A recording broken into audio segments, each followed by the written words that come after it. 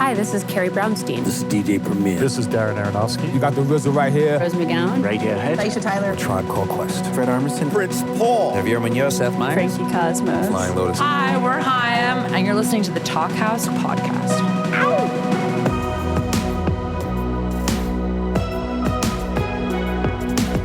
Hello and welcome to the Talkhouse Podcast. I'm Josh Modell. On this week's episode, we've got one of those chats that feels like it's going to lead to something bigger down the road. Jonathan Davis and Danny Brown.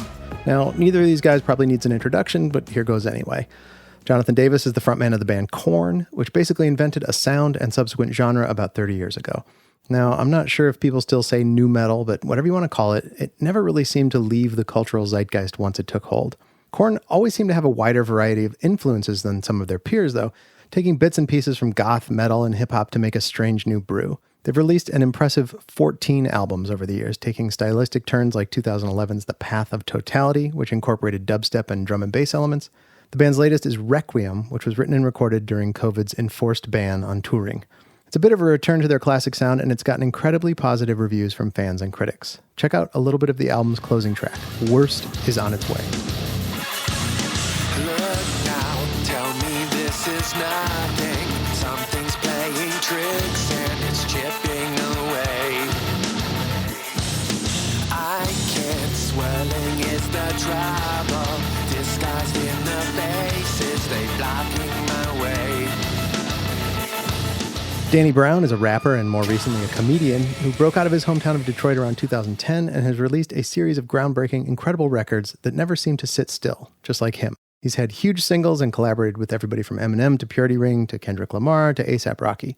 And though he hasn't put out a proper album since 2019's killer You Know What I'm Saying, Brown has kept busy making music, making his stand-up comedy debut, doing the hilarious Danny Brown Show on YouTube, and allegedly prepping a new record with the working title Quaranta. He's described the record as, quote, all over the place, which makes sense considering Brown's varied list of influences, one of which is Korn, which is how we got here in the first place. The genesis of this conversation, Davis and Brown's first, was Brown covering Korn's classic Freak on a Leash live in concert last year. Check out a little bit of Brown's Negro Spiritual, which features JPEG Mafia. This is from his last album, You Know What I'm Saying.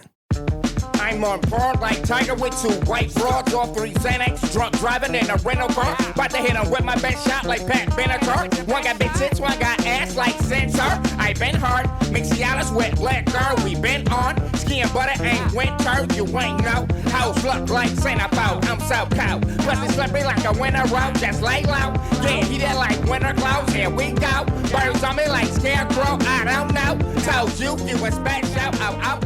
As I said before, this is the first real conversation that Brown and Davis have ever had, and they get along great. Great enough that they're instantly talking about meeting up in person to collaborate at Davis's Bakersfield, California studio. They get into Korn's songwriting process, COVID-inspired depression, and how the internet provides the kind of instant rejection you had to work harder for in the old days. It's a great chat. I hope you enjoy it.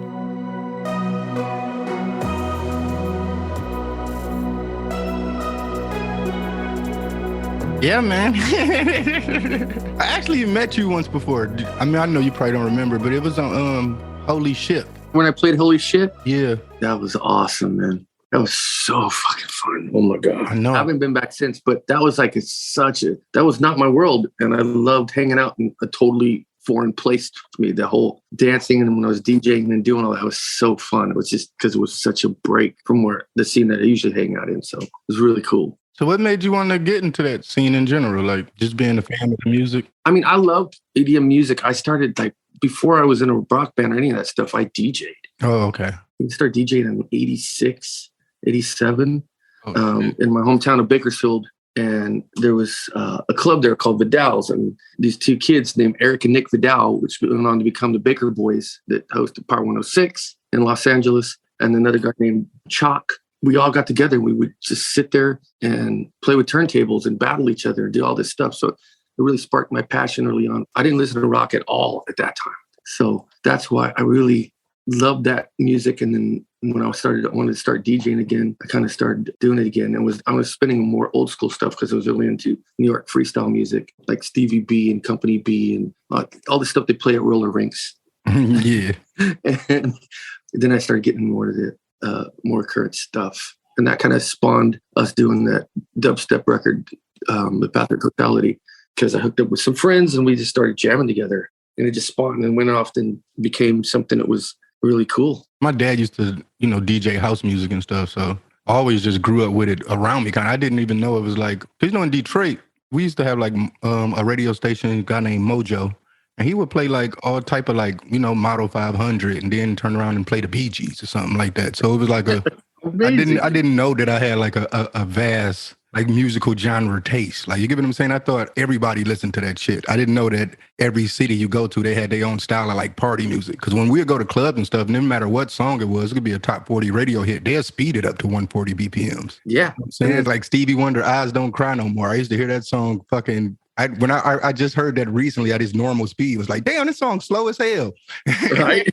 Because I'm used to hearing it so fast, Wow. That's really cool. So I was just always into electronic music. I'm more back into, getting more back into it. I never really went to like a jungle drum and bass phase. So I think I'm going through that right now. Jungle is so good. I love it. See, for me, like UK music in general started for me with just grime music, Grime, yeah. Obviously coming from the hip hop side. So more and more, I just, started to do my homework on it and got into like garage music, whatever the fuck you call it. Yeah, whatever fuck stuff like that. And now I just got deeper and deeper into the rabbit hole. So now I'm listening to fucking, drum and bass, BBC One mixtapes from 96 and shit. And it's fucking amazing. They're so amazing. I love those break beats, man. I love those. I'm just so happy that we got something like YouTube where all this stuff is documented. It's easily available. Yeah. Right? Because even for me, like in the 90s, we had like DJ Assault mixtapes, which is like ghetto tech. And like, I wouldn't have had no other type of way for me able to get those again. You know what I'm saying? But they're all over YouTube now. You know what I'm saying? Totally. Oh, it's not like when I was growing up as a kid. We have shit. You have to go to the record store.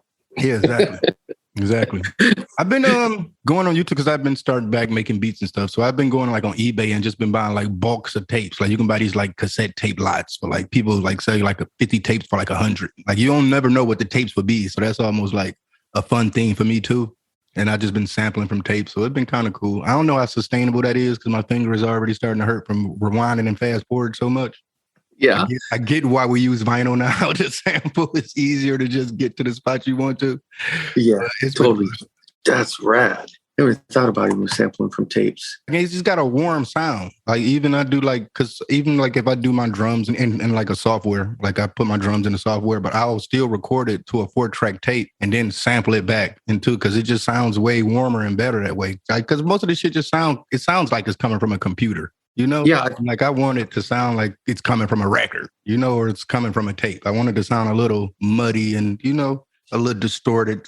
I don't want it to sound too clean, and it sounds almost like AI. It does. I mean, I love that. It's like with stuff we record now. I don't record anything. First thing I hit it with is tape, because analog is far superior. It's a lot warmer. And I just like the whole concept of analog, period, because I've always said it's like you hit a guitar, I sing into a mic, it turns into electricity, and that travels through the cables and it goes through the board, and then it hits this tape through this magnet, and there's this energy there, and it's a lot warmer. But when you do it on a computer, it gets converted to ones and zeros. I think it's best when you hit it first with tape, then you capture that magic. With all these plugins and stuff, it's just making everything more, I guess it's actually an AI mixer now. Like it's a plugin where you can just put it into your track and it'll mix it for you. I mean, it's ass. Don't get me wrong. It's terrible, but it'll get you halfway there. It'll get you right there. Yeah, it a gain stage for you. That's good enough. You know what I'm saying? Just being able to gain stage your tracks and stuff. Because, that'll take a minute if you're just doing it manually. Like, I don't think AI technology will be able to, capture what a human can do when it comes to music. Like, because you need ears. I mean, I don't know. Like you say, oh, that shit is just numbers and stuff. But you really need to just hear it.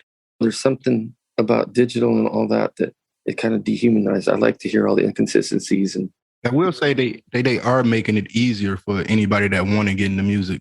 Because I know me coming up, buying a drum machine, I couldn't afford it, and now you can get one on your phone that can do pretty much everything as a free app, So totally. It's like, I do love that aspect of it, because it's like, like being good at music is one thing, but being able to have because I remember just recording on a 4-track and like a Dr. Rhythm sampler. And I always be like, if I could just get an MPC, I know I can get better beats. I know my music will sound so much better, but I couldn't afford $1,500 at the time to buy a drum machine, Those machines suck. See, the drum machine I started on was a Drumulator. You had 4 buttons, homie. 4.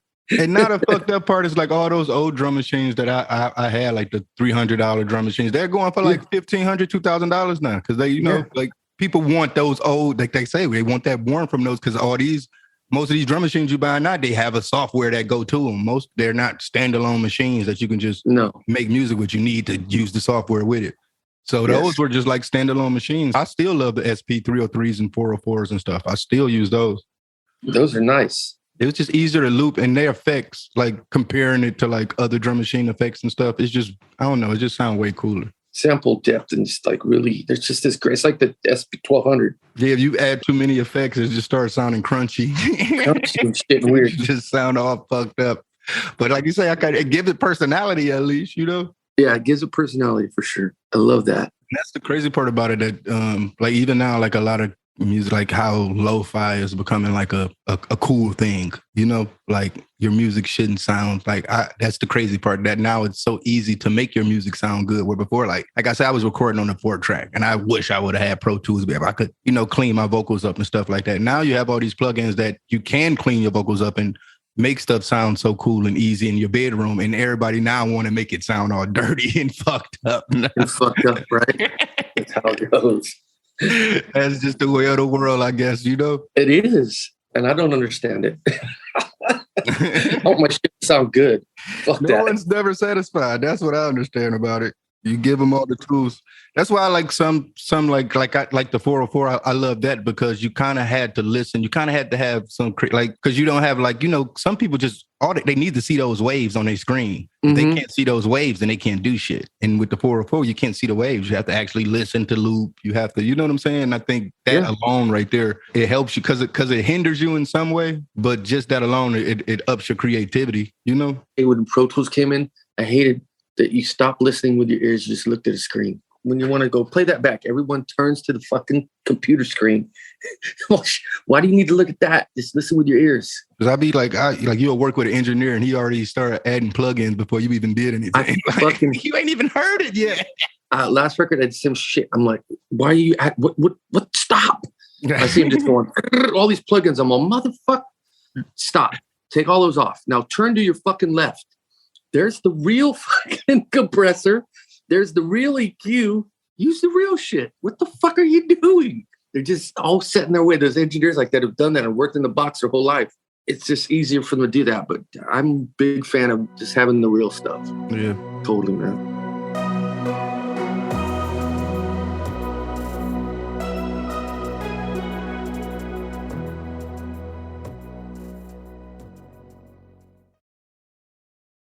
Like I said, I've always been a huge fan of you and been influencing you guys for such a long time. And I just always wonder, like, as far as like the song process, is it usually like you write in the lyrics first, or like, are y'all building tracks and then you go back and then you write to them and shit? First couple of records we did all together in the room, and I started humming melody lines then, and then got to the studio, recorded the tracks, and then I would write my lyrics and then do it. But it just depends on what record, because we've done 14 records. Yeah. That was the early one. And then we've done it where we'd write a song, I'd write a song, bring it in, or stuff like that were just a little bit different, and we'd work like that. But the last couple of records, we just get in a room and we write 15 songs. Mm-hmm. There's no vocal melodies. There's nothing. We'll pick the songs that I'll know I have a vibe to. I'll write a melody line to. If we think we agree that's cool, then they record those. And I don't start really getting into the real creative process like that until the track is completely done, because I need to hear it finished. Yeah. So I can know where to place my vocals, what I need to do. And that's how it's always worked that way. So we'll write a song. If I like it, we'll do a melody line. Band is like, oh, that's dope as fuck. Let's do it. So then they will record everything. And then after we pick whatever 15 songs like that and record them all, then I start my process. I'll come in the morning. Whenever I wake up, I'll go in the studio. I'll go in there and I'll write the lyrics. And then I sing the entire song, and I'll do a song a day. And then that's at the very end. I have to do all the backing vocals, all the crazy harmonies, because I sit there for hours, bro. Yeah. I have like 5 different microphones lined up, and I don't double a vocal line on the same mic one. I only do one. Shit. It's like painting with the audio. That's crazy. It's my way how I do it. And then I'll do 4-part harmonies, and then I got to triple them on 4 different mics. So it's kind of time consuming, tedious, but when it's done, it sounds amazing. That's dope. Yeah. That's like you making your own choir type shit. Totally. I mean, if you listen to the latest song, like the latest album, most songs, there's 18 to 20 vocal tracks. I would just think it's stacking, but damn, that's genius. No, we don't. I mean, we could stack like normal, but I'm like, I got to do this right. It's like, okay, if you record guitars, you have the guitar mains, which you do, and then you do the doubles, but they can't be on the same amps. You want a different kind of tone, right? Mm-hmm. So I took that to heart when I was doing vocals. I'm like, why the hell would I sing in the same microphone to double it? I want to do what like guitars do. So if I do triples or quads, I do in 4 different mics, and it just mix match them, and it really opens up, and it gets really nice and thick, and I don't know, that's my thing. No, that's some next level shit, man. Right, man. It's some shit you do when you've been doing it a long time. Yeah, facts. and then you could, when I think about it, I mean, you would have to do that analog, right? No, I do it all on tape. Yes. And then, I don't use auto-tune because barely sometimes, but the majority of the time I want to get the performance, and I can sing. So I don't need that. That's just being lazy. Definitely. And then you didn't use, it wasn't like you were using it in the early albums either. So I'm like, no, there was no fucking auto-tune back then. Yeah, that's what I'm saying. So yeah, it's already proven, like it's a done deal. Yeah, but it is fun to play with, though. I will say that. When they put the auto-tune all the way up, that's cool. It sounds cool. It is fun to play with. It's fun to play with, but for what I do, that's not cool. And I like the little inconsistencies. I like hearing me hit a note that's kind of out. I'm in key, but kind of out.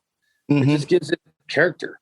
Yeah, that's the personality of it. Like sometimes with me, when I make certain songs or something, if I get it like a good take that I really like, but I might have fucked up a word or something, I would just keep that tape. I'll say, fuck it, man. Oh, yeah. Like instead of like re-recording a whole nother take where I'm trying to get this one word extra perfect. And because I know that me trying so hard to concentrate on getting that one word right, everything else gonna fall down, Exactly. So I'd rather just get the energy of the take than the actual words, the emotion. Because I think that transfers more so than the actual lyrics, because you can be saying that craziest shit in the world, but if a person don't believe you or feel it wise, then it doesn't even matter, Doesn't matter. No, it's all about the performance. Mm-hmm. It's a fine line, man. I don't take the emotion over the perfection of it. And that's what, like, producing rock bands and stuff, there's that fine line, and it's a bitch. Like, what do you choose? Might be different for everybody, but I feel like when you get like like a writer's block of certain situations, like, when you got a group kind of like situation like that, everybody like just something could inspire something, Whereas just me like writing the beats is like sometimes it's like, man, I can listen to 1,000 beats and it's like, man, it's over, man. I can't. I'm dead right now. There's nothing I can come up with. But I feel like if I had like like a room, like because I did that with my homies and stuff, and we like wrote songs together and stuff. I just feel like that process of having just camaraderie and making songs together, that I like that more so than making music by myself all alone and shit. It's fun because you get up and you jump when you do something that's great. We get a watch. We call it a watch. It's when you get goosebumps on your arm when you hear that shit. You know what I'm talking about? Mm-hmm. And then that hits. And when you got a group of people and we all hit it at the same time and you start jumping up and down like little kids. The best feeling in the world. Best feeling in the world. That's the high. That's the high we chase as musicians, Yes. And when those happen, they're just cherish them because they're fucking amazing. Yeah.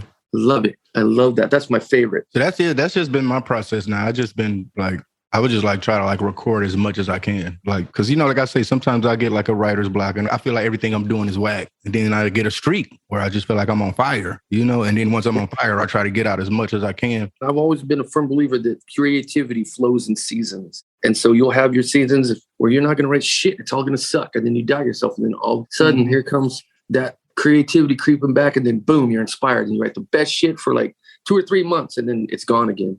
It's nice being able to have a studio all the time now. That's one thing. We all have a studio in your fucking bedroom now. So that's cool. Yeah. Back in the day, you had to pay all this money and go to big, huge, fancy studios. And it's a gift and a curse too, because I feel like it makes me lazier too sometimes. Because I'll finish it tomorrow. I get up in the morning and do it. Where before I'm in the studio, I know I only got this certain amount of time and it's paid for. So I'm like, I got the pressure on me. So I'm just getting everything out. I'm going to get it done. Yeah. And working. It's work now because you had to work. I'll be here in my drawers, sitting here recording ad-libs and shit, Like I'll do the ad-libs tomorrow, man. It's good. Yeah, tomorrow. Yeah. And another thing with that too, I can say is a gift. It's because it is a pro with that I've learned, because it has been time where if I would have been in the studio, I would have did that song. I would have finished it. And then sometimes with me taking a few days of just recording the vocals, I would do different shit than I would. If I might change a line here, I might, because I spent more time with it. And then I will probably get better vocal takes because I know the actual lyrics better, you know? Yeah. So it's like I said, it's a gift and a curse. I just like to get my ideas. But like I say, just for getting your ideas out real fast, because once it come to you, you know, if you let it linger, you're going to forget it. Like, that's my the worst shit right now. Because like me now more so I'm, you know, getting more and more into the comedy and stuff.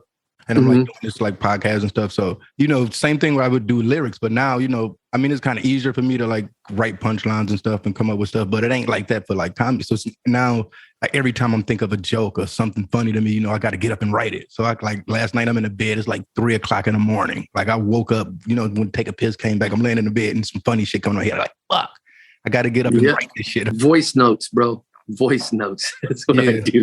Yeah. Grab my phone and I hum this shit right there, or lyric or something, and it's there forever. I love it. I feel like for me, the golden time is the shower. You're like, fuck, do I get out all soapy and wet right now? Shower, pissing, Just to write this one line. Like, but then you tell yourself, like, I'm gonna remember it. I'm gonna remember it. And I try to give myself like a tagline or something that help me remember it and forget all the shit. You forget it all. I smoke one joint, everything's gone. I love the whole process. So you guys are in Europe? Yes, I'm in. Right now, I'm in. The fuck am I? I'm in Scandinavia. Half the time, I don't know where the hell I'm at. How is traveling? Because I haven't been overseas since COVID. I'm in Oslo. Norway. Oh yeah, Oslo. I love Oslo. So, it's been a bitch traveling with COVID. I mean, it's horrible. I was scared shitless. I just got over COVID for the second time. Damn. Yeah, I had it twice too. And it was just the first time was worse than the second time, but I wouldn't wish it on my worst enemies. Oh, you had it too. I mean, I wasn't the same for, let me see, in August, it'll be a year from my first infection. And then I was asymptomatic the second time. So I didn't have nothing. Okay. But it's cool. It's just like, for me, it's like when you catch it the second time, you're like, oh, cool, I'm going to be cool for another 6 months. I don't have to worry about this shit again. Oh, shit, yeah. But yeah, it's just, it's scary. You don't want to get sick. But it's out there and you just got to deal with it. For me, it was hard just trying to get my life back. I was always wearing my mask and always scared that I'm going to catch this. And it was like really impacting my life. I wasn't going anywhere, doing anything. And my girls are, come on, we got to go do some stuff. Let's go walk around and see some stuff and finally get out of my shell. And now that after I had it the second time, I just ditched the mask and now I'm like, fuck it. If I get it, I get it. I live in Texas now, so it's almost like it don't exist down here. They don't give a fuck. They get mad at you if you're wearing a mask down here. In Texas, well, dude, I'm in Oslo right now. Not one person's wearing a mask. Yeah. Nobody is anymore. They're just like, it's done here. There's not even if you get it here, there's no quarantine or nothing. You're just like, oh, you got a cold. Okay. Go to your house. Don't fucking go around. You're just looking at it like the flu now. Like, fuck it. Yeah, it's the flu. Fuck it. I'm glad shows are back open, though, because I can't wait to get back out. Oh, dude. I never thought I would miss playing music for people. It's the fucking weirdest concept to me now. It's my entire life, and it really fucked me up. Mm-hmm. I was very depressed for a long time about that because that's my therapy, man. When I get on that stage and do what I do, it's me letting out all those things inside that fuck with me, right? So I do that on a nightly basis all the time, and that it just is my therapy. So that gets taken from you, and yeah, I was in a dark spot. Thank God that we had the idea to like, okay, man, let's just all get together and let's write a record. And that was my light at the end of the COVID tunnel, and we did it, and it was amazing. Yeah, I mean, that's all I could do was just work on music. This was scary times, but you know, it spawned a lot of great art, and that's awesome. Yeah, definitely. And a lot of rushed art too, probably. Motherfuckers was like, yeah, hold up, I got to make some shit. I even feel like even with the shows, I feel like now it's got to be like everybody's going to be going out at the same time. It's going to be pretty much hard to fucking get people to, well, I know for me, to get people to fucking come to shows now at this point. Yeah, because there's so much out there. Because people haven't been doing shows for so long, you know. Now shit's back open. Everybody you're gonna be touring with fucking 6 different motherfuckers now. Where before it used to be a little more spaced out. Now everybody albums coming out at the same time. I think so too. This fucking tour, it ends in like 10 days. I go home for a month, and then I'm going to do another summer tour with Evanescence, and then I'm done for a minute. I'm going to the studio and just make some music, just to make music. Oh yeah, man! I'd love to get in with your ass one day, man. Anytime, dude. Hell yeah, man! I'll pull up. I would pull up. My studio was Buck Owens's from Hee Haw. Remember Buck Owens? So there was a variety show, about country variety show in the 60s and 70s, and the end of the 80s. Hee Haw, that shit. Hee Haw, yeah. So the guy with the red, white, and blue guitar, his name was Buck Owens. And that was a staple of me growing up. My grandparents had that shit on 24/7. We watched that shit. And I grew up watching him. And actually, he was friends with my family. He was at my grandfather's funeral. And my dad had the studio and rented it from Buck for 20-something years. And then I moved home. And then now I have it. And it's a very special place. It's just got a cool vibe. It's just got a vibe. And it's in the craziest hood in Bakersfield called Oildale. Shit. It's in the hood? Yes, man. It's everybody. You'll see tweakers ride around on hover rounds with flashlights duct taped to their heads and shit. It's the craziest shit. It's just the weirdest assortment of just all types of people. I love it there, though. Mm-hmm. There's the sweetest people. There's sweet people there, but there's also the people that, are crazy and all that. But it's just very inspiring for me. I love that place. Are you still in Bakersfield? Yes, sir. Damn, never left? No, I left. I went to LA and was there in LA for 20 years. I just couldn't stand it. Oh, okay. Yeah, I couldn't take it anymore. I just wanted to go back to my... Well, yeah, I don't think no one can take LA anymore at this point. It's going to be a parking lot pretty soon. Just like... It's dangerous right now. The traffic's horrible. All the homeless people, and God bless them. I wish they'd just figure it out. Mm-hmm. Yeah, I mean, I was just in LA not too long ago, and it looked way worse than it was before. Right? I remember. It's just deteriorating at a fast rate. It's very different. It's just not the LA I lived in. But whatever happens, happens. Mm-hmm. It's good. So isn't it like any like cool music like you fucking with right now? Like any new shit? Any new shit? Are you listening to old shit? That's what I've been doing. I've been fucking listening to fucking old jazz records and shit. You know what I mean? To be honest, all I listen to Cab Calloway. Oh shit. And Andrew Sisters. Like 20s, 30s, and early 40s, like wartime 40s. That's all I've been listening to for a long time. Man, that's crazy. I love it because it was done all live on a couple mics on a 2-track. I love the way those albums are recorded. Me too. I love it. Like just the way it sounds, like the crackle and all that shit, man. That shit hits me, man. Yeah, you hear all that. It just gives me this vibe. I just put it on in my dressing room before we do a show. I'll bust that. Another one of my go-tos to get me pumping is Whenever I'm Away From You by Olivia Newton-John and Fred Astaire from that movie Xanadu. I like big band shit. I like listening to old blues, 30s and 40s. And like it would sound like it was recorded in I don't know, with a tin can and a tin can microphone on a phonograph. Or I don't know. It's just got this crazy lo-fi cool vibe though. Yeah, definitely. I've been listening to fucking drum and bass mixtapes from the 90s. That's what I've been mostly. The drum and bass, that shit's amazing. Getting into. But for me, I think everything's been done. So I like to go back to the classics and just, that's what is appealing to me. That's totally, like there's nothing new under the sun. That whole logic. Like even when you think you created some new shit, somebody already did that shit in music, I love those old things because it seems like now today everything's been done and everybody's running out of ideas. Mm-hmm. So for me, just to relax and to listen to something that's not work, it's more the older shit. Yeah. But is that for like inspiration or is just literally just something you enjoy? Or do you hear that shit and it helps you come up with shit too? Some music that I like that I don't get nothing out of but enjoyment, but then there's some music that I listen to that I'm just like, I can't even really enjoy it like that because I'm studying it too much. And I'm like, trying to break down what they did and it's inspiring me to, try to make some ill shit. Yeah, I think it's for both. I mean, all the 40s music, it's all this complex harmonies like the Andrew Sisters did and all that with the big band stuff. I think that leaks into me doing that, all these big, huge vocal beds and stuff that I've been doing. I mean, I can't help it. I think subconsciously you just start tearing that shit apart and being inspired. You want to do it your way, not exactly rip them off, but I'm going to do it the way I would do it. Yeah, exactly. I think it happens for me subconsciously too, where if I'm listening to something for long enough, I'm going to eventually take something from it without me even realizing it, But yep. I always looked at it kind of like skateboarding though, like a motherfucker invented a trick, but everybody that do the trick is going to look different because it's you doing the trick. You know what I'm saying? So I always kind of look at it like that. Like, so if I see somebody doing something, even when I, kind of like get inspired by it and put my own take on it, it's just still going to be so different because it's me doing it. I agree. But that's where hip hop is at. Coming up, it was always about being original and, they was always talking about the biters and, but now in hip hop, it's like that rule has went out the window. It's like, you stupid if you don't bite almost. Like if you don't sound the way you're supposed to sound right now, then ain't nobody trying to listen, So the way I got music back in the day was we had record pools. So I get all these 12 inches when I was spinning. And that's when first time I heard Nucleus or That's where you would get like all the white labels and stuff, and like the white label. only. You know, my dad used to be in the record pool, and that's how I got like the early Wu-Tang stuff. You know? Yeah, those are all. First time I heard NWA was in the white label record pool.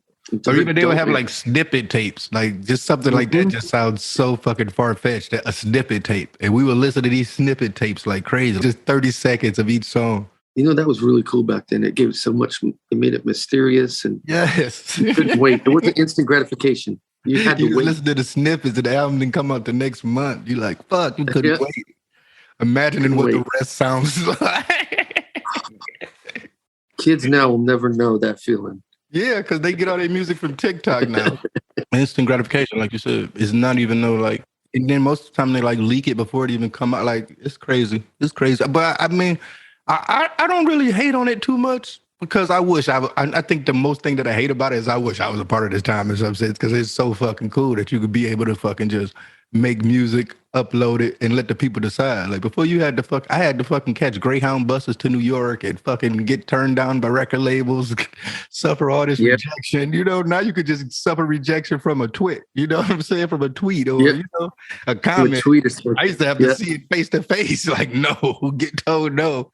Nah, but you know, so they only see the yes in some sense, I guess, you know? The distribution is definitely different and it's instant and it goes out to the whole world and everybody can access it. So, yeah, and it's putting the music back in the artist's hands too. Just the fact a kid from North Dakota could upload a song and it goes viral on TikTok and, you know, and they can make all this money just off social media. Yeah. Without a record. They don't get a tour, not a record label, because they'll take it off. They eventually come and call they bluff. You know what I'm saying? But yeah. It's just important that you got it. Like before, back in the day, you heard independent, like that meant like motherfuckers selling out the trunk of their cars and, you know, traveling state to state, dropping their albums off and stuff like that. Or like you say, going through record pools and stuff like that. Record pools. There's something so cool about that, though. Yeah, it was. It makes me feel like my teenage years getting that shit that nobody had. That was because like and then you were getting put up on artists that you didn't even know what they looked like or nothing. Like it could just be a song and you'd be like, this shit is dope, though. But you didn't even know nothing, where they came from. Nothing. You had to get that shit. That alone was, you know, just finding the new information more and more. I used to love reading credits. Just reading their thank yous. Like, I wonder who is this, you know? Just going through a person's thank yous. Yep. Oh, God. Oh, that's gone. Yeah. The kids now, they don't give a fuck. That was our... That's a person that definitely used to read magazines and shit, you know? Oh, I missed all that. So fun. Yes, I used to walk like 2 miles to a Blockbuster Video just to buy Source magazines because the Source, that's the only way you knew what album was going to come out. What album, you know, used to get reviews and stuff. If you didn't go get a Source magazine that month, you didn't know what was going on in the hip hop world at the time, and that was the only way you would know what was going on. And so I would be like every month, like the first of the month when I knew the Source magazines came out, I would beg my mom for like $3. That was $3. Like, give me, please have $3. Walk 2 miles and read it all the way back. I've been read the whole magazine by the time I get back home. Oh God, that's so. But just doing that, it felt so cool, you know. It does. I'm sorry, I'm getting all old and nostalgic, but that was really something. Showing my age. Mine too. But that was just how we enjoyed music. It was. No, that's what we were saying. It gave every artist a mystique in some sense because you just couldn't rapidly get information on them like that. Like it's hard. It's hard for an artist right now with the internet and social media to like have a mystique about themselves without being an asshole. I agree. Like everybody knows every single thing about you in any given second. Shit. I paint my nails a different color one day and then it's in the internet the next. It's like you can't do anything.